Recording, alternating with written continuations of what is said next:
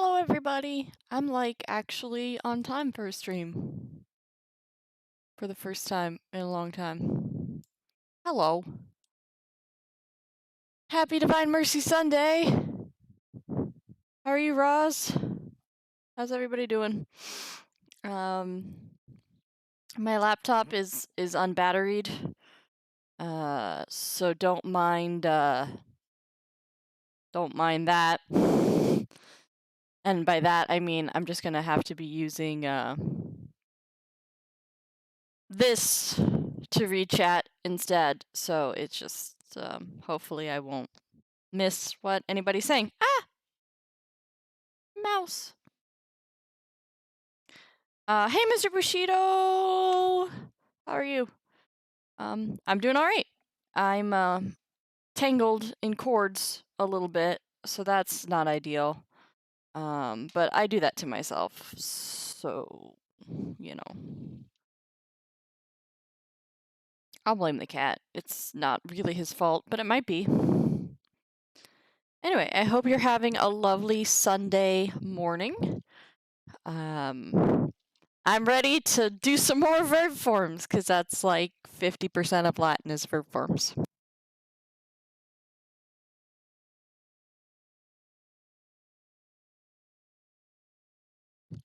All right. So let's get started.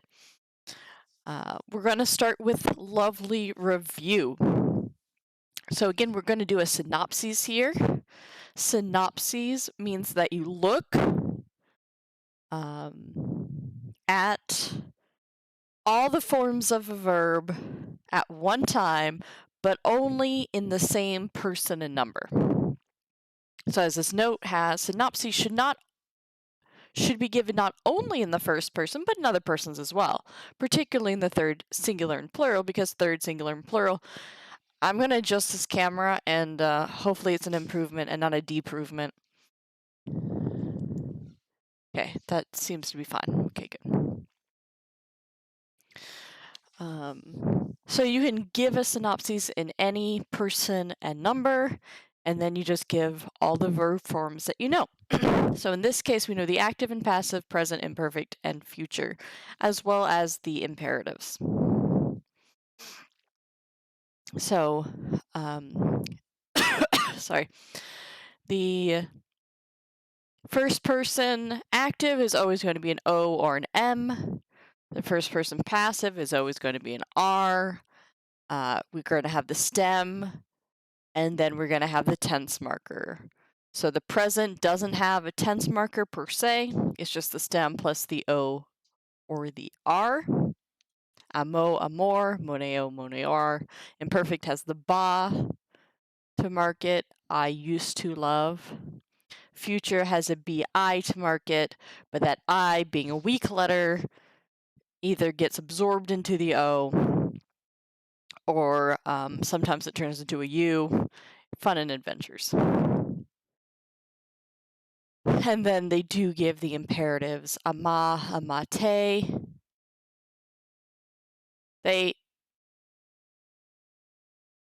Oh, because they're only giving the singular. I was like, what happened to the plural imperative, you guys?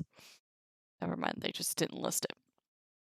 Infinitive, the RE or the RI.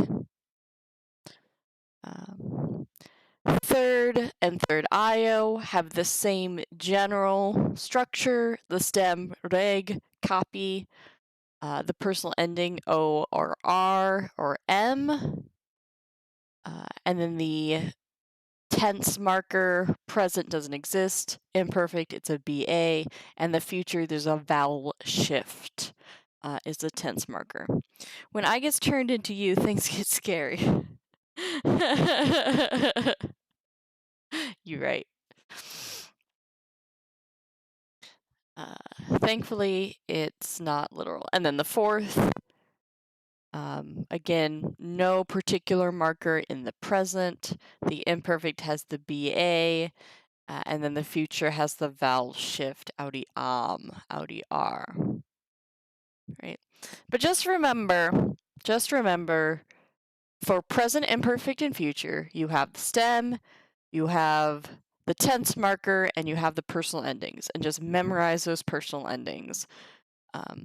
OM, ST, MUS, TIS, ENT for the active, R, RIS, TER, MER, MINI, ENTER for the passive. If you can memorize those 12 things and the equation, you're gonna be okay, especially if you're just reading it, because guess what? The present is a lot more common than the imperfect or the future. So really, you're gonna be okay. Oh, Punch, thank you for the 17 months of subscription. Thanks, dear. Do I have emotes? Where's my emotes? Man, it's been so long since I've used the phone app. There we go.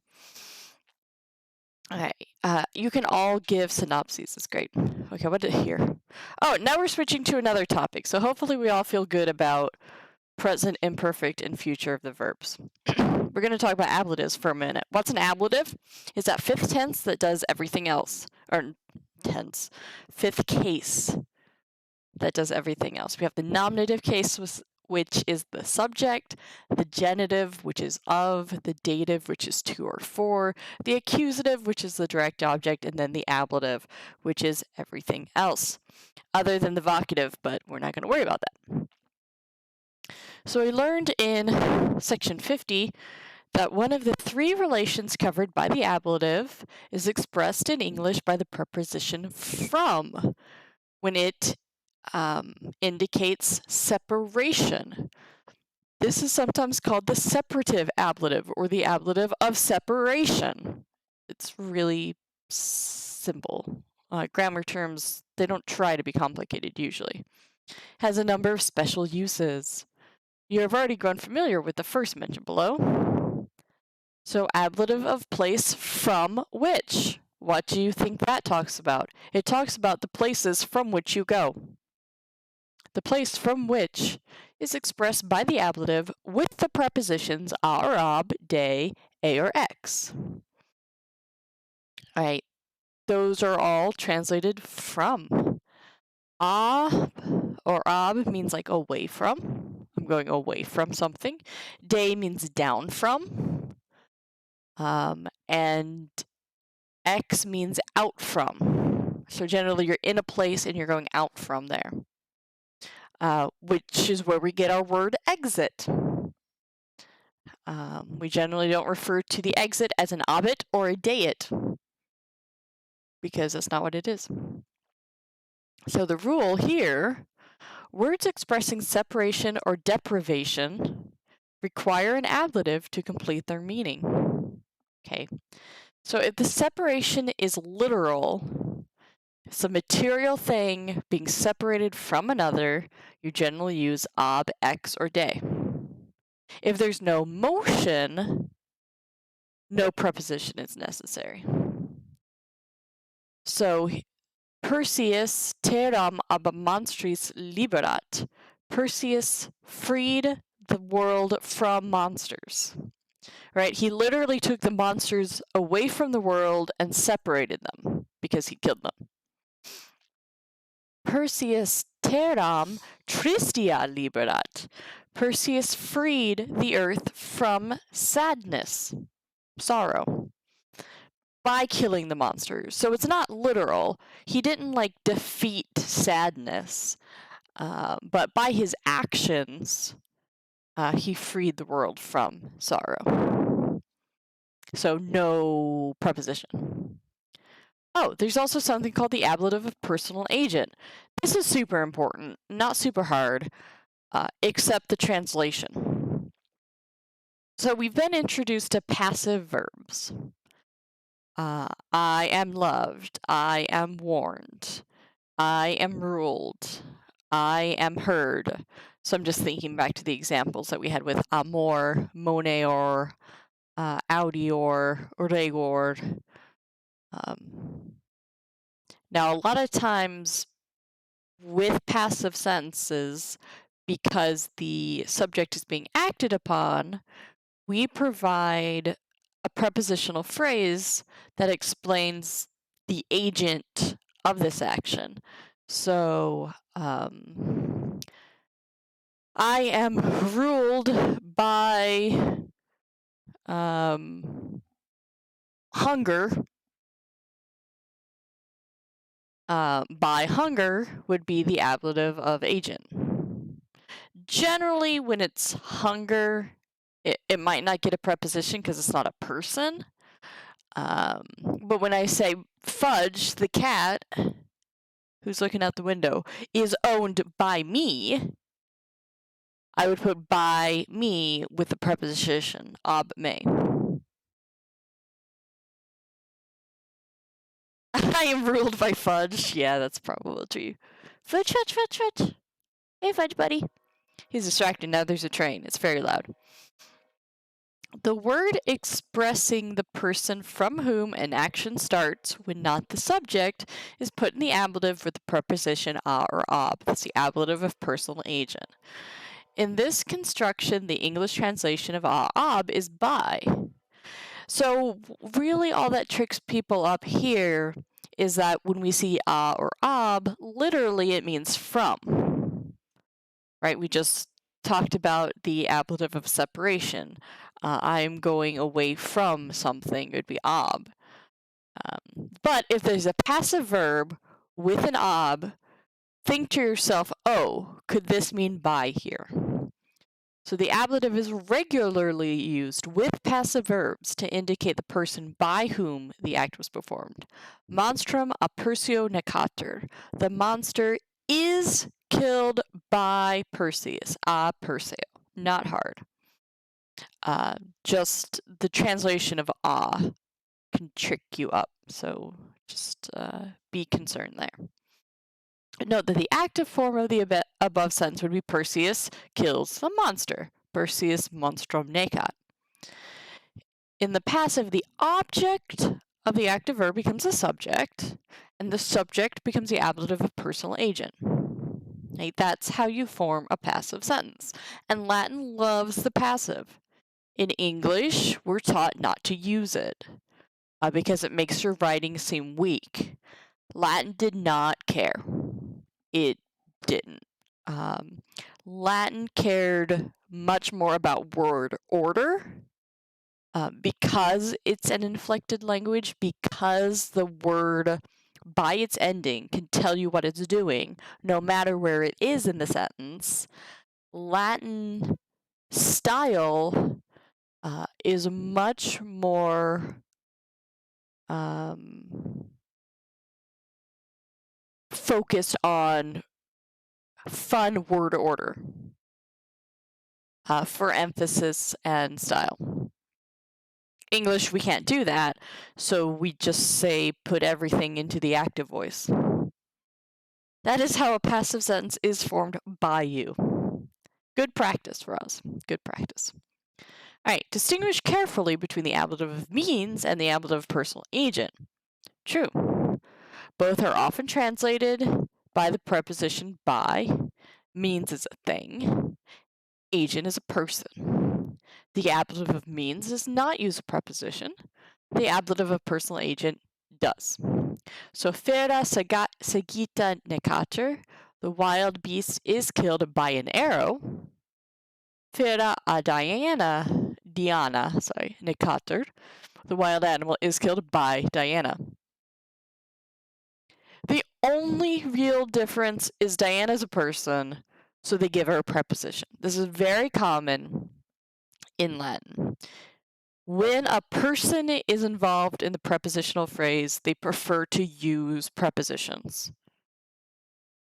For clarification, for the sake that it is a person and it's more important than a thing.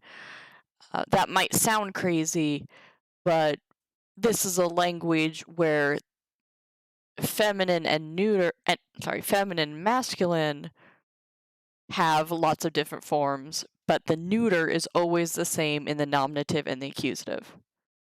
The neuter always looks the same if it's the subject or the object.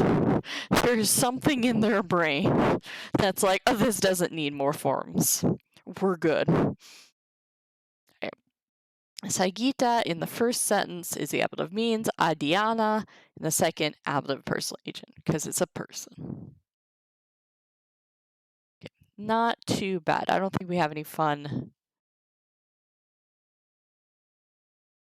Oh, we have a dialogue in the next one. Okay, that's nice. Yeah, we should definitely do the next two, because the next two... Oh, good. We get more Perseus and Andromeda after that, too. Good, good. All right. So now we're going to go to the perfect tenses. So these are the remaining 3 verb tenses. We've talked about present, we've talked about imperfect, and we've talked about future, right? The fact that there's an imperfect implies that there is a perfect. And in fact, the next 3 tenses, the final 3 tenses, are the perfect system, where before we had the present system. The perfect system, you start off by having to know the 3rd and 4th principal parts. Hopefully they're just doing active. Let me check to see.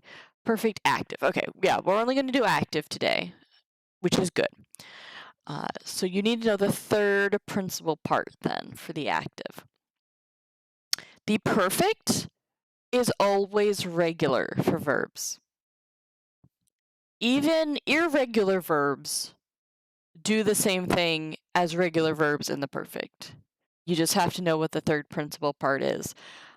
So that makes it a very lovely tense, and we're all happy that it exists. So again, once you know the perfect active personal markers, you're set. You know the perfect tense for every Latin verb. Very cool. All right. But there are 3 other tenses. So there's the perfect, that's simple past for us. After the present tense, it is definitely the most important verb tense in Latin, because it's the simple past. You want to just talk about things that happened once. You know, this is what you use most of the time. There is also a pluperfect, which is when you're talking about something in the past and then you want to, in the course of that conversation, you want to refer to something that happened even more previous.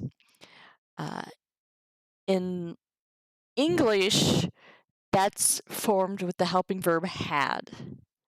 I had eaten an apple. Not super, super common outside of like conditionals and stuff. Every day, I can't even think of like good examples. You don't have it a lot.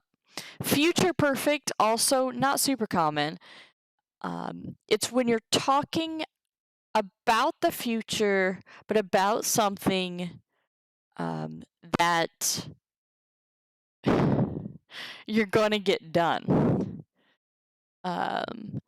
So,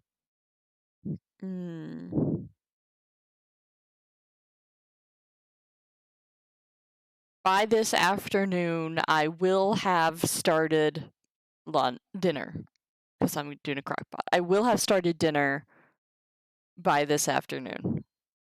Will have is how we form the future perfect, because it's future, will, and perfect, have.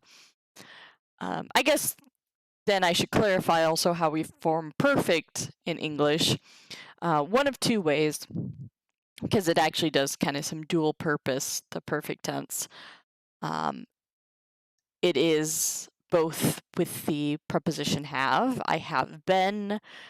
I have studied Latin for many years, etc., etc.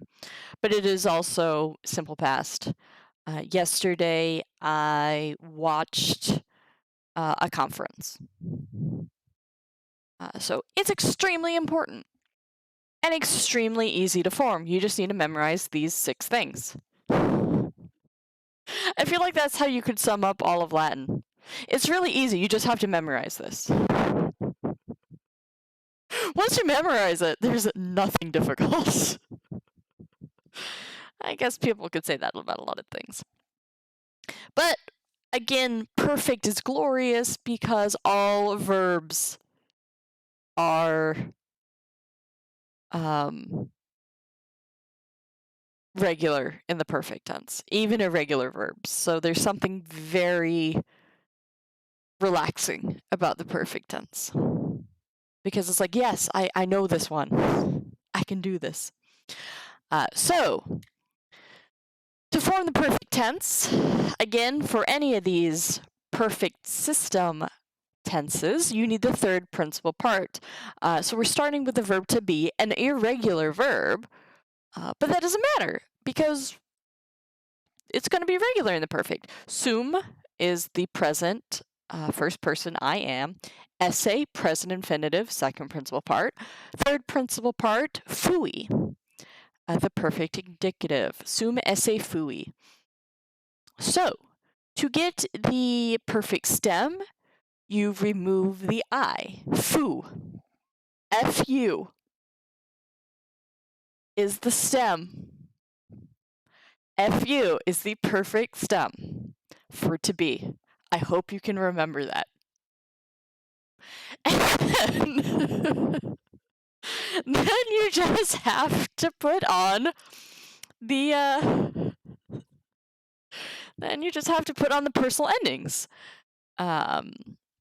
So for perfect, it's e, isti, it, imus, istis, erant. I didn't make this up. It's Latin. Blame the Romans. It wasn't me. Hey, Max. E isti it, imus istis erant. E isti it, imus istis erant. Fui, fuisti, fuit, fuimus, fuistis, fuerant. And that's all the forms of to be in the perfect. I have been, you have been, he has been, we have been, you have been, they have been. You will notice some similarities. So there's still a T in the third singular, there's an MUS in the first plural, an NT in the third plural. So there are some things that will remind you of the present system personal endings. But, they are different. But these 6 endings you can plug into any third principal part and form the perfect. E, isti, it, imus, istis, erant. That's it. Just memorize those. E, isti, it, imus, istis, erant. E, isti, it, imus, istis, erant. Easy. Easy peasy. All right. The pluperfect and the future perfect, again, not as common, but also easier to form. Because I'm going to give you the cheat sheet way of doing it. So for the pluperfect, you take that perfect stem, which you all have memorized now because it woke everybody up. And then you attach the pluperfect personal endings, which look the same as the imperfect of to be. Eram, eras, erat, eramus, eratus, erant. Perfect stem, imperfect of to be equals to pluperfect. Which makes sense because it's a perfect stem, imperfect, that puts you back further into the past. Pluperfect. Fu, imperfect. That's all you have to do. I'm sorry, it's early and I'm being childish. All right. Future perfect. So I had been, you had been, he had been, we had been, you had been, they had been. All right. The future perfect, guess what? Perfect stem and the future of to be, almost. There's a little asterisk on that one. Perfect stem and the future of to be. So again, perfect, future of to be, future perfect. That makes sense. The asterisk is for the third plural because it goes ero, eris, erit, erimis, eritis, erint. So the third plural future perfect indicative has an int instead of a unt, which is what you might expect. Okay, that's the only difference. And the only reason it's important is because of the perfect subjunctive that we'll learn later. Because that will trip you up. But we don't have to worry about the subjunctive right now. We just have to worry about ero, eris, erit, erimis, eritis, erint. And that's it. So if you get those 6, 12, 18 endings memorized for the perfect system, you can form the perfect system for every Latin verb, regular or irregular. Because Latin verbs are only irregular in the present system. Sometimes they do some weird things in the perfect. But speaking of forms, form-wise, they don't do anything weird. They find other ways to be weird. Like by not existing, for example. Or deciding to use a different verb in the perfect. You know, they do weird things. This system is perfect, indeed. You're so right. Once you know the system, you can generate the perfect system for anything. Exactly. The perfect tense is the best. All right. Note the changing accent if you want to. I don't care. Observe. Sorry, that made Punch snort, and then I laughed. Observe that the pluperfect may be formed by adding eram, the imperfect of some. Just like I told you, the tense sign is era. Observe that the future perfect may be formed by adding ero, the future of sum, except for the third person plural is erint, not erunt. The tense sign is eri. All active perfects, pluperfects, and future perfects are formed on the perfect stem and inflected in the same way. What? It's really crazy in languages when you It's really crazy in languages when you can make a statement like that. Right? We're used to, this is how you form this except for blah, blah, blah, blah, blah. This is it. This is it for the active perfect system. So enjoy that. Enjoy that thing that you can hold on to. And again, the perfect tense is one you're going to want to know. The perfect and the present tense are, of course, the most common. So now let's read about Titus, Marcus, and Quintus. All right. Ubi fuiste, tite Quinte? Ego in meo ludo fui, et Quintus in suo ludo fuit. Boni pueri fuimus. Oh wow, okay, rub it in. Fuit ne sextus in vico hodie? Fuit, nuper per agros proximus fluvio properabat. Ibi is et Cornelius habent navigiam.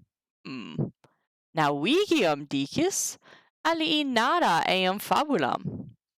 Vero, pulcrum et novum navigam. Cuius pecunia sextus et Cornelius id navigium parat. Quis iis pecuniam dat? Amici Cornelii multum habent autem, et puer pecunia non eget, quo pueri navigabunt. Navigabunt ne longe a terra? Dubia sunt consilie ordem, sed hodie credo, si ventus erit idoneus, ad maximum insulam navigabunt. Iam antia ibi fuerant. Tum autem ventus erat perfidas, et pueri magno in periculo erant. Aqua vento commota est inimica nauti semper, et saepe perfidus ventus navigia rapit, agit deletque. ii pueri, si non fuerent maxime attenti, irata aqua, et valido vento superabuntur, et ita interficienter. Well, that's, I mean, honest, but harsh. All right.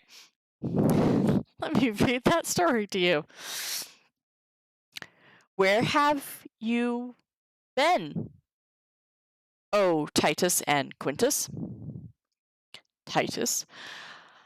I was in my school, and Quintus was in his school. We were, or have been, good boys. Is Sextus, or was Sextus today in the area?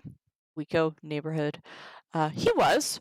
Recently, he was rushing through the nearby fields to the river, hastening to the river through the neighboring fields.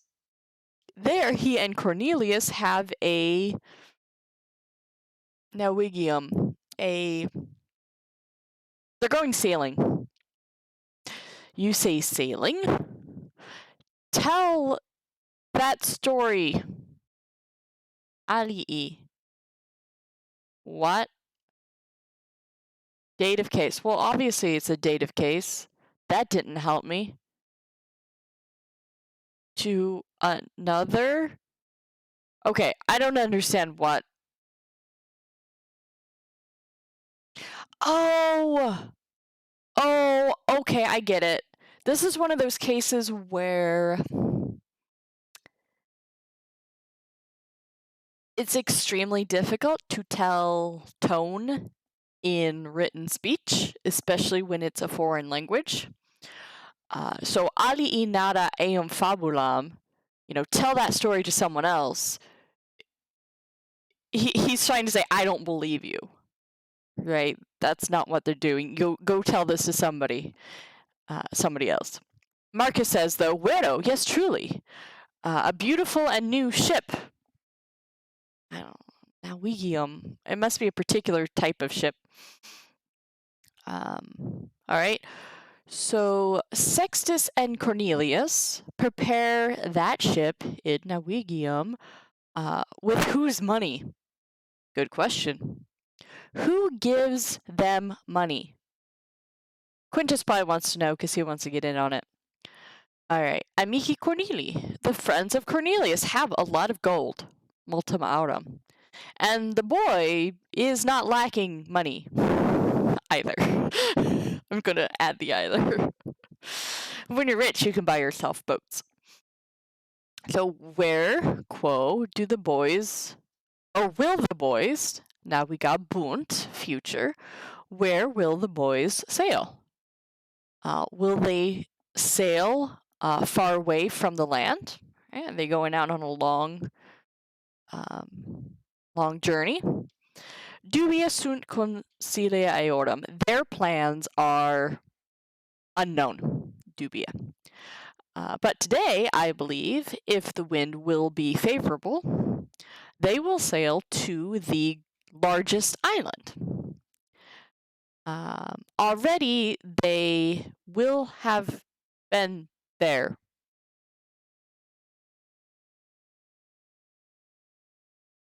Oh, and I just did the thing to myself. That's just perfect. Already before they have been there. Because the future perfect would be fuerent with an I.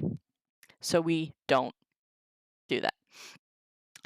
Then, however, the wind was perfidus, a traitor, and the boys were in a great cave. So they did not have a great time going to this island before, apparently. Quintus gives us the important life lesson. The wind is moved by the wind. The water, aqua. The water is moved by the wind. That makes more sense. Has been moved. Oh, okay. Sorry. I should have read the whole sentence first.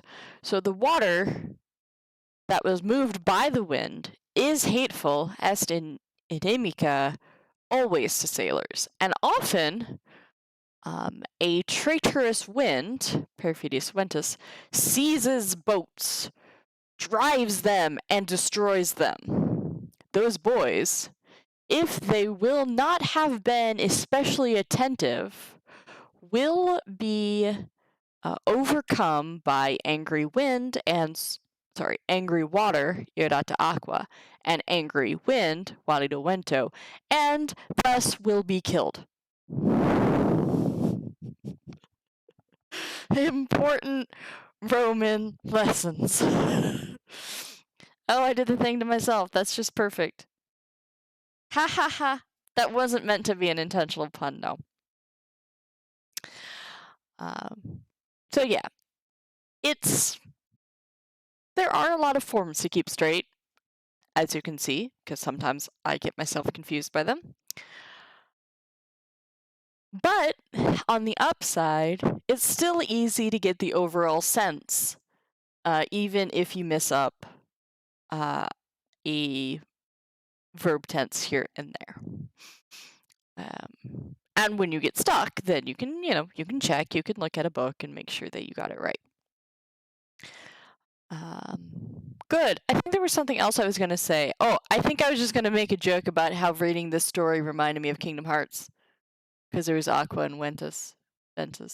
It's Kingdom Hearts Birth by Sleep. I'm hilarious. Really, Kingdom Hearts is just bad at naming things. Anyway. So now we're going to look at the perfect active indicative of the 4 regular conjugations, which is the exact same of what we just studied. So, shouldn't be hard.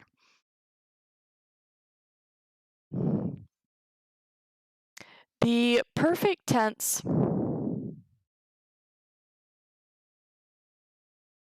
The perfect tense has 2 distinct meanings. Okay. The first of these is equivalent to the English present perfect, which is the have, I have, blah, blah, blah, blah, blah. And denotes that the action of the verb is complete at the time of speaking. It is called the perfect definitive. Definite. As this denotes completed action at a definite time is called, I've never heard the phrase perfect definite before, so that's interesting, okay? The perfect is also used to denote an action that happened sometime in the past. I finished my work. As no definite time is specified, this is called the perfect indefinite. It corresponds to the ordinary use of the English past tense. Oh, here's like a little caveat here. Just when you're discussing Latin tenses, it is extremely common for students learning Latin to refer to the perfect tense, or sometimes the imperfect, but usually the perfect tense, as the past tense. Past is a time in Latin, not a tense. Past is a time, not a tense. So if you ask what tense something is, it's perfect, right? Because past, that could mean perfect or imperfect or pluperfect. It's not a clear answer. Okay. English is not that bothered, but Latin is. All right. Note the difference between the following tenses. I was finishing my work. I used to finish my work. Imperfect. I finished my work. Indefinite. I have finished my work. Definite. When telling a story, the Latin uses the perfect indefinite to mark the different forward steps of the narrative, and the imperfect to describe situations and circumstances that attend those steps. That seemed a very unclear way to describe things. If the following sentences were Latin, what tenses would be used? Last week I went to Boston. Perfect. I was trying to find an old friend of mine. Imperfect. But he was out of the city. Imperfect. Yesterday I returned home. Perfect. All right. So, any perfect in Latin is inflected by adding the endings of the perfect to the perfect stem. Ooh, that used perfect in 3 different places. All right. So first you have to learn the third principal part. So a mo is a maui. To warn, moneo is monui. To rule, rexi. To seize, kepi. To hear, audiwi. You remove the I to get the stem, and then I isti it, imus istis erant. So here, erant instead of errant. I tripped myself up before. Let me go back to the form of to be, so you can see. All right.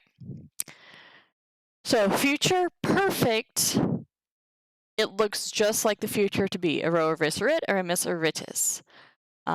But it's errant here instead of errant, because the future of to be is actually ero erit, erimis eritis errant, but you are using errant in the perfect third person plural. So you don't want to repeat it, errant, errant, errant, errant. So memorize the perfect forms first, so you don't make the same mistake that I just made while reading the story. The errant thing with the subjunctive we will see later, but that's not related right now. All right, back we go. The first person of the perfect is the third principal part. From that we get the stem.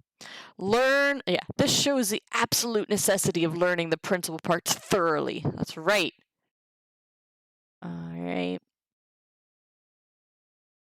So here's some examples. Do, dari, dedi, datum, delio, delere, delewi, habeo, habere, habui, moeo, moere, mowi, parteo, partere, partui, obey, prohibeo, prohibere, prohibui, restrain, video, videre, vidi, see, dico, dicere, dixi, say, discedo, discedere, discesi, depart, duco, ducere, duxi, lead, facio, facere, faci, to do, mito, mittere, misi, send, munio, munere, muniwi, fortify, venio, venere, weni, come.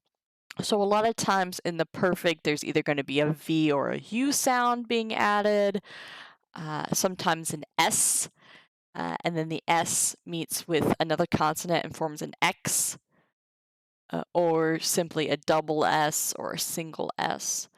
So that's kind of what you'll see a lot. All right, let's read the story about Perseus and Andromeda. Does it end here? All right, no. But we'll stop after this story.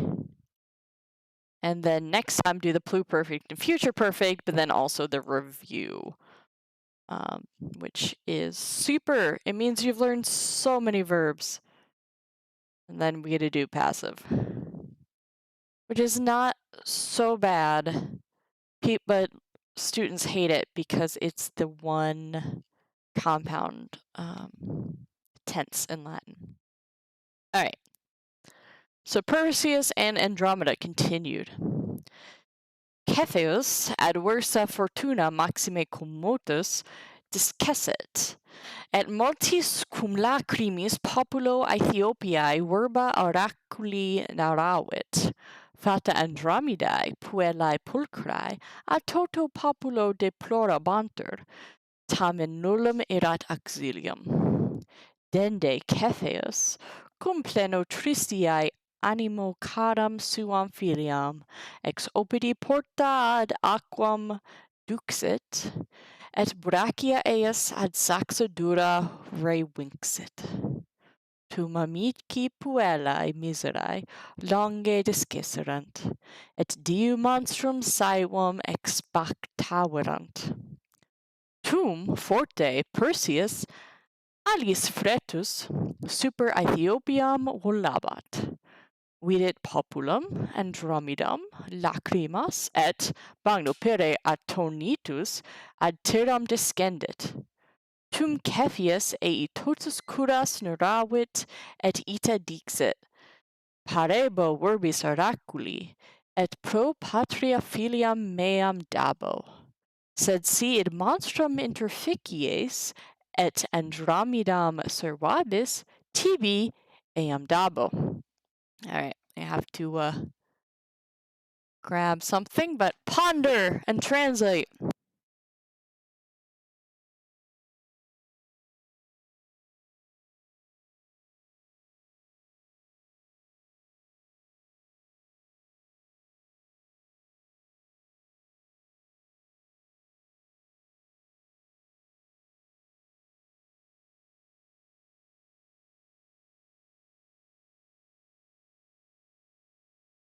So when last time we left, Ethiopia was being attacked by a monster because Poseidon was angry at Cepheus. So he went to the oracle to see what could be done, and the oracle said, sacrifice your daughter to the monster. Sounds great. So Cepheus, Comotus, especially moved by the adversa fortuna, by the terrible fate, the adverse fortune, adverse fate, he departed, discessit, and he told Nerawit the words of the oracle to the people of Ethiopia with many tears, multis cum lacrimis. So it's very common for the ablative of which kind of ablative manner, the way in which you say something, to have the adjective on the outside of the preposition. It's actually not uncommon to have the adjective in front of the preposition for anything, for that matter. But multis cum lacrimis, the multis goes with lacrimis, with many tears. I can never remember whether lacrimis is crying or if it's an annoying similar word with a very different meaning. No, it means tears. Lacrima. Lacrima, lacrimai. Feminine first declension. Tear. Mm-hmm. All right. So, good job. The fates, because fata is technically plural, although we're kind of dealing with one singular fate here. The fate of, so I'm just going to say fate, of Andromeda, the beautiful girl, was being bemoaned by the entire population. Nevertheless, there was no help. Nolum erat auxilium. Then Cepheus, Deinde Cepheus, what did he do? With a spirit, animo, full of, pleno, tristiae, full of sadness. So plenus, the adjective full, is followed by a genitive. What are you full of? Pleno tristiae, full of sadness. He led Duxit, his dear own daughter, caram suam filiam, from the door of the town, or the gate, porta, the gate of the town, to the water, and he bound Rewingsit, her arms, eos brachia, to the rough rocks, saxa dura. Then there's another word that's really similar then, in Latin or in a different language, the lacrimis. So then the friends of the girl, of the miserable girl, miserai puellae, departed far away, withdrew maybe, and for a long time they awaited the savage monster. So lots of nice perfect tense verbs here. Duxit, revinxit, discesserant, expectaverant. Lovely. Then, by chance, Perseus, relying on his wings, alis fretus, was flying, volabat, so imperfect, was flying over Ethiopia. So it's imperfect because he's doing this action for a long time and it's going to be interrupted. So he's kind of flying around, minding his own business, and then he saw. Perfect. Video videre, weeksy weekdom. No, Weedy. I always confuse winko and video. It happens a lot. Latin came when we were discussing urban topics. I'll try and remember what you're thinking of, but I can't promise anything. So he saw the people, Andromeda, the tears, and greatly struck, descended to the earth. Then Cepheus told to him, AE, all his anxieties. I know what that's like, Perseus. Just talk your ear off. And he said, thus, I will obey, parebo, the words of the oracle. So verbis is in the dative because pareo, to be obedient to, takes the dative as your object. I will be obedient to the words of the oracle, and I will give my daughter on behalf of the fatherland. But if, said C, you will kill this monster, interficies id monstrum, and you will save Andromeda, Serabis, I will give her to you. So some nice futures here, as he hopefully speaks to Perseus. It's a little bit rushed, like, I'll let you marry my daughter if you save her from this monster. Like, Perseus might also be a jerk. He doesn't know. But it is better than his daughter dying, is the logic there. I don't know if this book's going to get into it. This kind of abbreviated form here that you can download from TextKit. But unfortunately, she was already engaged at this point. So, in some versions of the story, there's quite some trouble ahead. We're probably going to end on a happier note, I'm guessing, in this textbook. But we'll find out. It's still only continued, so we got a lot more to go. He's got to kill the monster and save the girl and marry her.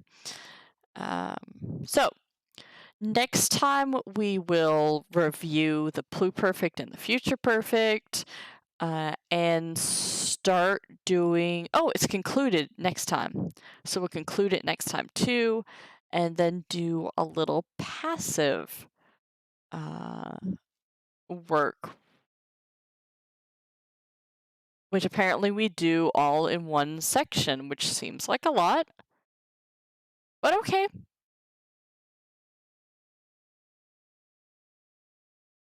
You do you.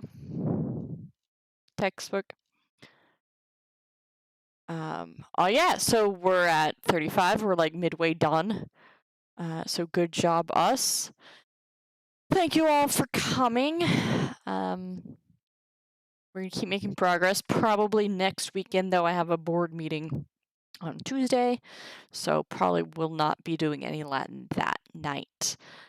Thank you for coming today, though. I hope you have a good rest of your day. Bye.